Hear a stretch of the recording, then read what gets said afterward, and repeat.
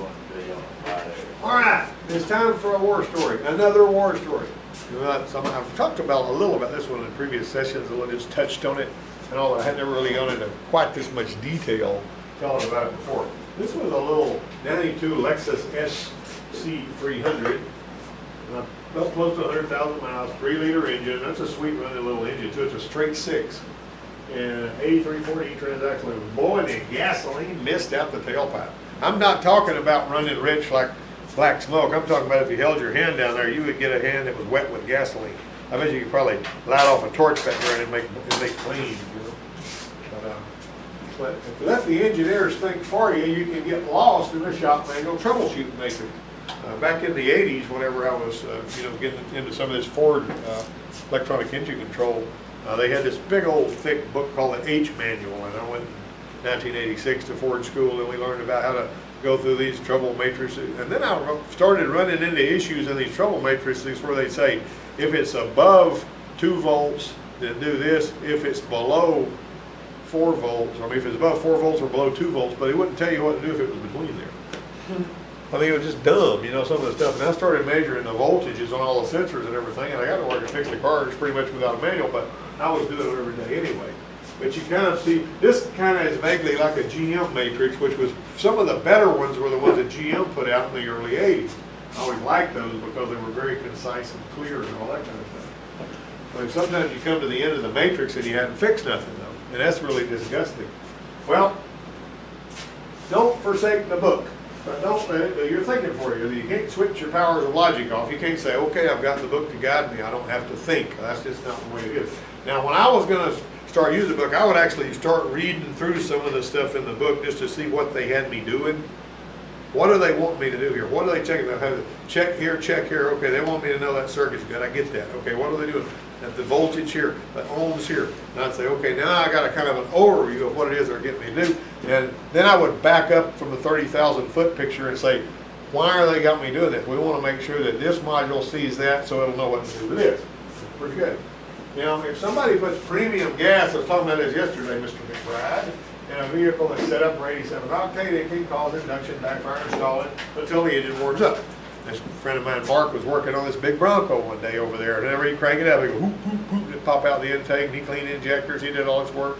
He's just busting his fanny on it. He said, I don't know what to do to this thing, and he let it cool off, and it'd pop and snort again. And I says, go out there without asking any leading questions about, don't say, are you using premium fuel? Walk out of the right up here and get the customer, because they were waiting, and say, what kind of fuel are you using? And I said, I guarantee you they're using premium gas, because I don't make one of those run that way. And all you got to do is tell them to park running regular, and you don't need to do all this work. I've seen people pack your gas tank and make it run terrible. That's part of it, but they were actually putting premium in there, and that was making it run bad when it was cold.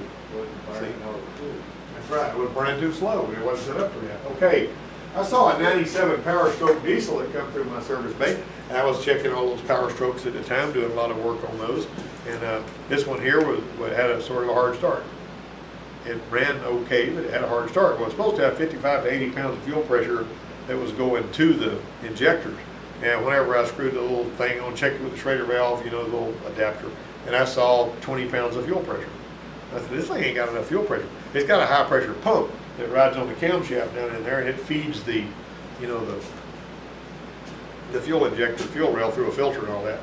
Long and short of it was, they took it over there to the other service bay, and he said, well, you've got too much drivability work. We'll go ahead and let Eddie put the pump in there. So he put the pump in there. About a 6-hour flag, it pays really good. It didn't take that long to do. But anyway, he put it in there. After he put the pump in there, it wouldn't start. White smoke coming everywhere out the exhaust and all that. So the shop foreman comes over and he goes, I'm going to find out why this sucker don't start. That's exactly the way he talked, everybody. I said, well, you probably got it flooded. He goes, no, you can't flood no diesel. No. All right, whatever. I got stuff to do here. I thought he was going to burn a starter plant. They kept fooling with it. And finally, about an hour and a half later, he comes over and said, man, see, we can figure out what's wrong with this sucker. It'll start, So I went over there and I knew about adaptive learning. I pulled up on a scan tool, and the control pressure for the injectors was going up to like 3,500 pounds when you were starting it, because it was used to having to start with 20 pounds of fuel pressure. So it was having to run the control oil pressure way up, and so it had burned all that in. And I says, All right, Eddie, take all these battery cables off. So take all the battery cables off on both sides. We took them both off. And Philip goes, tell me how you can flood a diesel. I said, well, Philip, you know it's going to fire on compression. You put too much fuel in there, it cools it down, and it ain't going to fire. This is all there is to it. Doesn't matter if your glow plugs are burning or not. Enough fuel in there, it's going to cool everything down. No. You know, he just couldn't wrap his head around that. For some, he's a sharp guy, but for some reason. And so, well, it's funny, put the battery cables back on it. Boom! Fires right up. He goes, no. He's still saying no.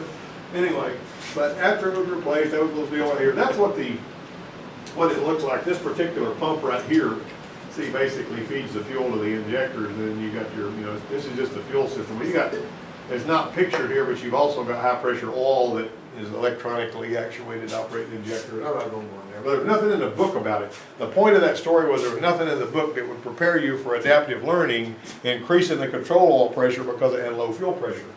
Well, this is a 92 Lexus SC300. It had, according to the owner, been at a half a dozen or more shops. None of them been able to do anything except throw parts at it, make suggestions. And it did run, but it didn't run well. You could throw a match in there, probably light off that, you know, all that mist coming out the exhaust. Now this thing right here, he put one of these throttle bodies on it. This is the throttle body that came on that particular car too. This is exactly the throttle body. You notice this throttle body has got a plate here and another plate here. It's got a plate right here. See, it's got two throttle plates in it. Why would it need a second throttle plate up here? Got any idea? That's part of your traction control.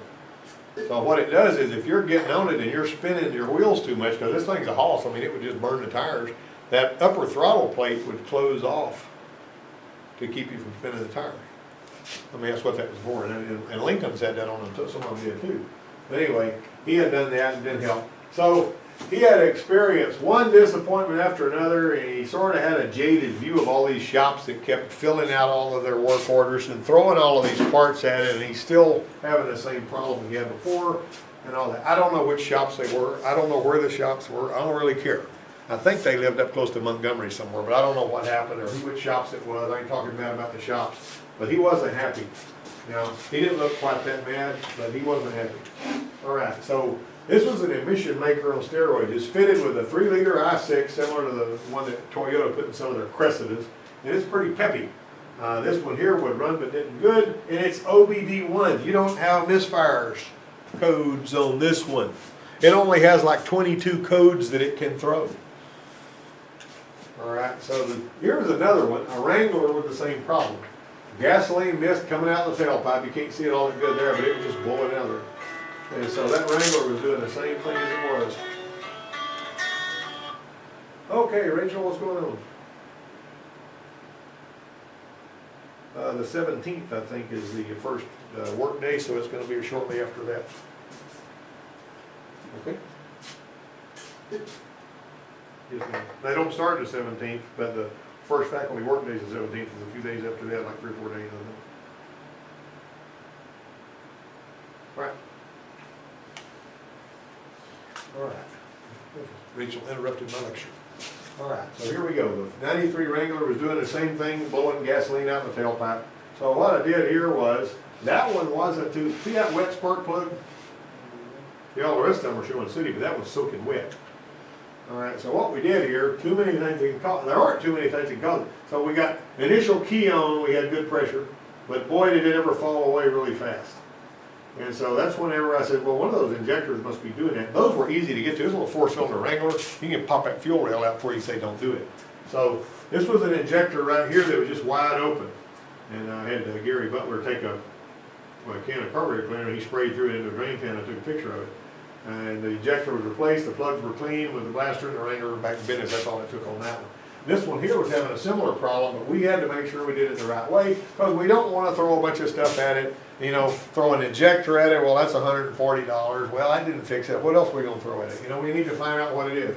So the first course of action was to find out which injector was guilty or if it was something else. Now, this is another little side note. Sometimes an injector will drip just a little bit and flood the engine and cause a hard start.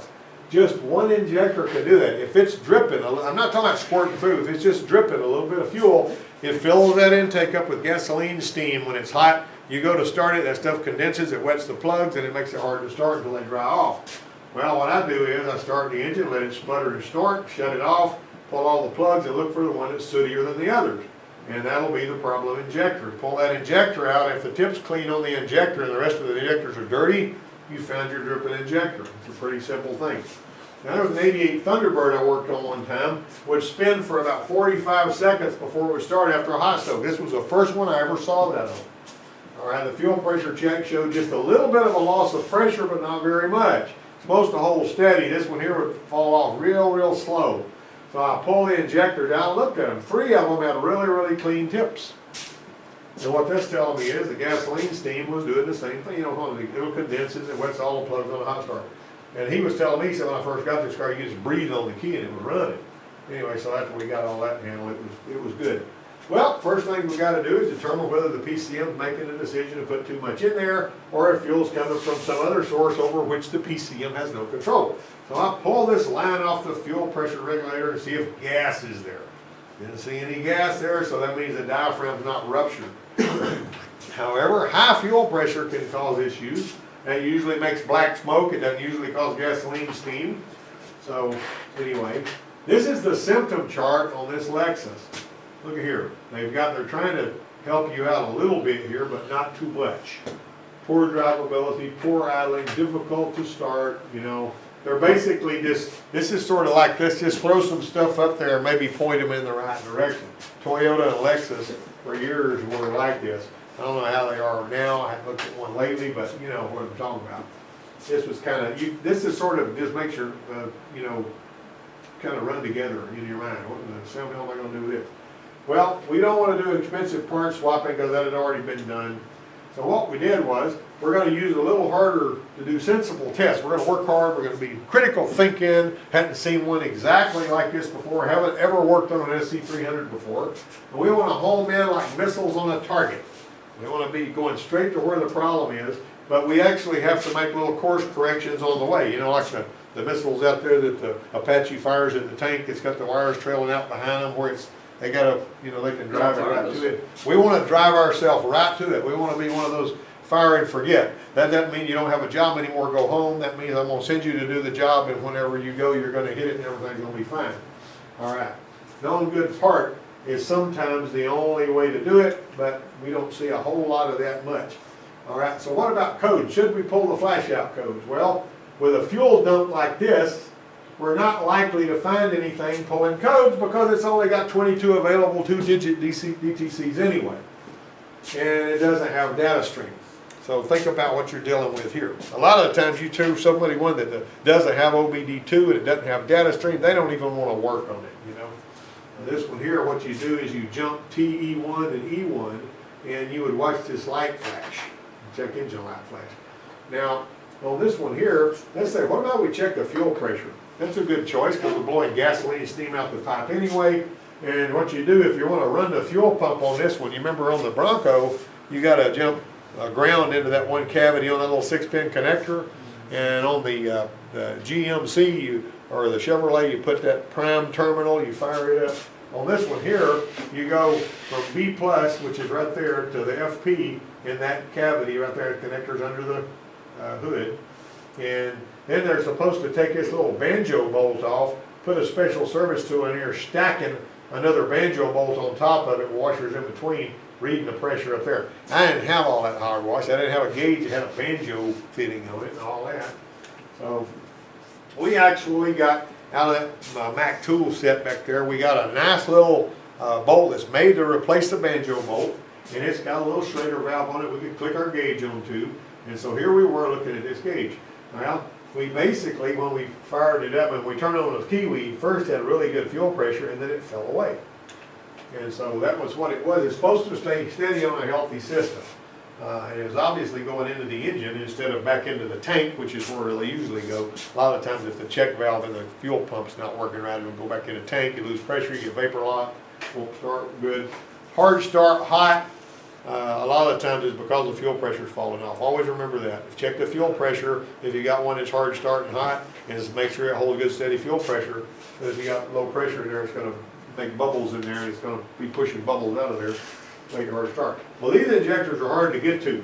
They're under the intake plenum, most of them are, which makes it mean, which it has to be removed for access, and this is an aluminum intake plenum, and it's no fun to pull off.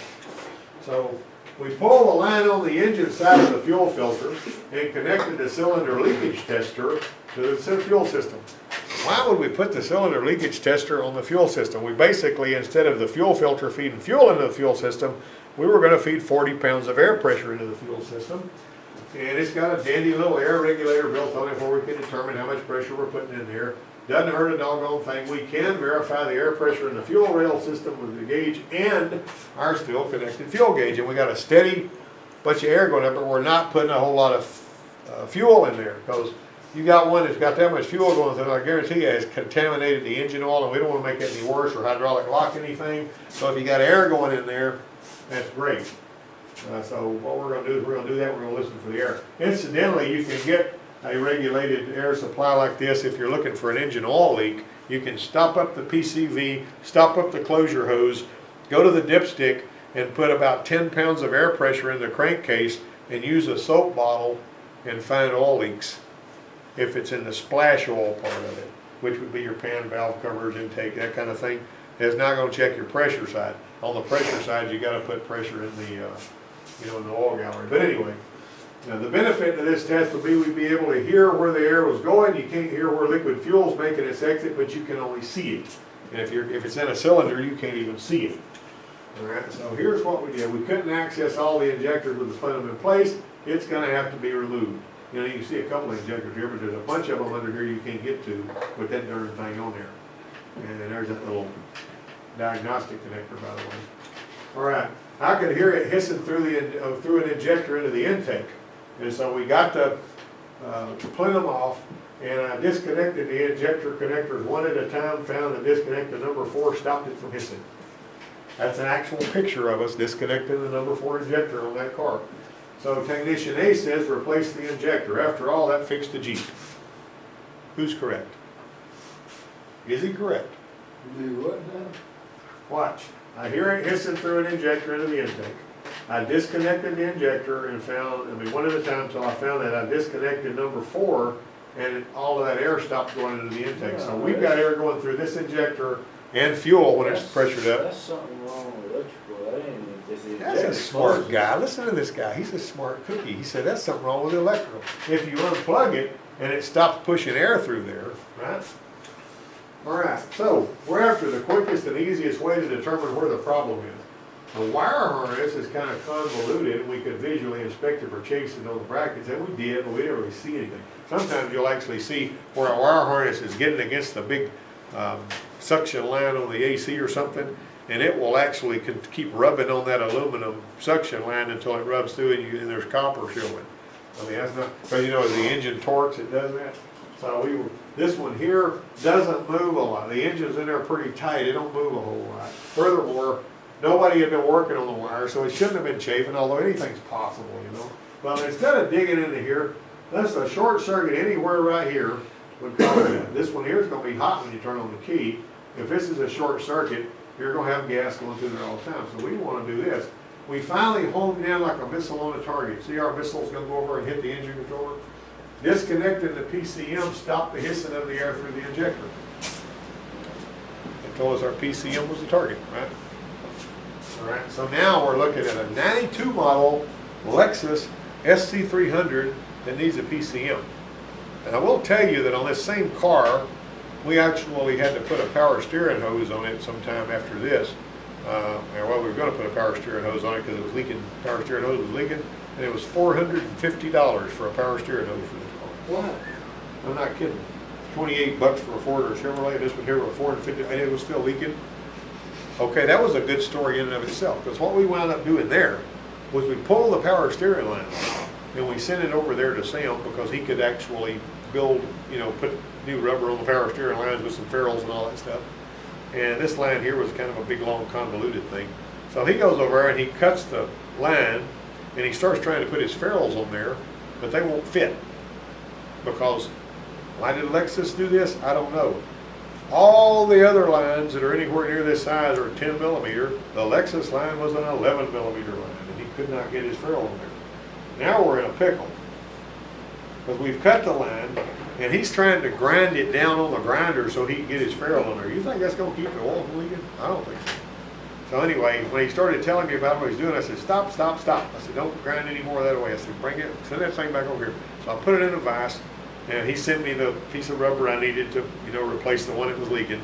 Put it in a vise, and I got my crocus cloth, and I sanded it down to 10 millimeters, you know, real evenly so we could put it on there, and so we fixed his power steering line for not much money. But anyway, that was on this same car. There was only 10 of these PCMs in the whole country in salvage yards. We actually had a salvage yard national search done. 10 PCMs in the whole United States for that car. These cars right here aren't that common, especially that old, you know what I mean? A new one cost nearly $2,000 at the time. I mean, this is terrible, you know? So we got this one rebuilt an A1 Cardone for $400, and it worked really good. Problem solved. We took care of that. All right, so we're going to review here. We identify the concern. Now let's apply this to some other cars, okay? We'll turn this on. We're going to identify the concern. And what did we do? We identified the concern on your, let's talk about your white truck, because you really put in some time on that one. What was our initial concern on the white truck? I mean, when you sat down in the truck and tried to drive it, what did you feel? Throttle, we didn't have a throttle. No throttle. So how do we identify that problem? Do you remember? We tracked down that wire that was cut. We were trying to find the wires that, one little pair of wires that rats had chewed, but that ain't what was wrong with the truck. Nah, I mean, that was that wasn't even a big deal. We found a blown fuse that was feeding the electronic throttle control box. We worked our way through it. This is what we basically had to do. We had to identify the concern. Now, the concern on that one was you had no throttle response. On this one here, it was overfueling. Too much gas going in there. All right, so we know that it's overfueling, but we got to find out why it's overfueling without putting $500 throttle bodies on it that we had really no reason to change, right? All right, narrow it to the guilty system. The fuel injection system had to be what was going on. So we, you know, your fuel delivery, we pulled the little vacuum line off of the fuel pressure regulator, and we're looking, we ain't really seeing anything there. We performed tests to find out what's going on. We found out the injector was wide open. On tests we performed, we put the pressure on the fuel rail and heard the air. We find out why it's going on. The injector is being held open electrically. When we unplugged it and it quit hissing through there, we knew the injector wasn't doing anything it wasn't being told to do. The injector was being told to open wide up, it's going to open wide up. What got me was most of the time when the injector is energized all the time, it starts to heat up. So with all that gas going through it, it was probably running nice and cool. You know? All right, so pinpoint the cause. Huh? I bet they had bad gas mileage. Oh, it was horrible. Pinpoint the cause. The PCM got a shorted driver and obtain permission from the customer, fix it, and verify the fix. Verify the fix means you drive it to make sure it's okay.